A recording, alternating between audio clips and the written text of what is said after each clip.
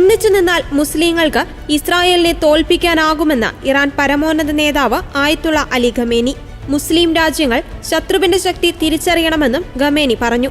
ടെഹ്റാനിലെ മോസ്കിൽ വെള്ളിയാഴ്ച നമസ്കാരത്തിനിടെ സംസാരിക്കുകയായിരുന്നു ഖമേനി. ഇറാന്റെ മിസൈൽ ആക്രമണം ശത്രുവിനോടുള്ള കുറഞ്ഞ ശിക്ഷ മാത്രമാണ്. സ്വയം പ്രതിരോധിക്കുവാനുള്ള അവകാശം എല്ലാ രാജ്യങ്ങൾക്കുമുണ്ട്. അത് ഉപയോഗിക്കുക മാത്രമാണ് ഇറാൻ ചെയ്തത്. ഇറാന്റെയും പാലസ്തീന്റെയും ലെബനന്റെയുമെല്ലാം ശത്രു ഒന്നാണ്.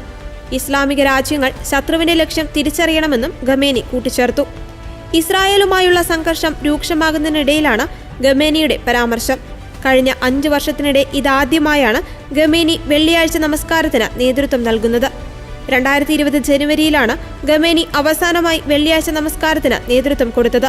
ഇറാന്റെ അർദ്ധസൈനിക വിഭാഗമായ റവല്യൂഷണറി ഗാർഡ്സ് കമാൻഡർ ഖാസിം സുലൈമാനിയെ വധിച്ചതിന് പ്രതികാരമായി ഇറാഖിലെ US സൈനിക കേന്ദ്രത്തിൽ ഇറാൻ മിസൈൽ ആക്രമണം നടത്തിയതിനു പിന്നാലെയായിരുന്നു ഈ പ്രസ്താവന.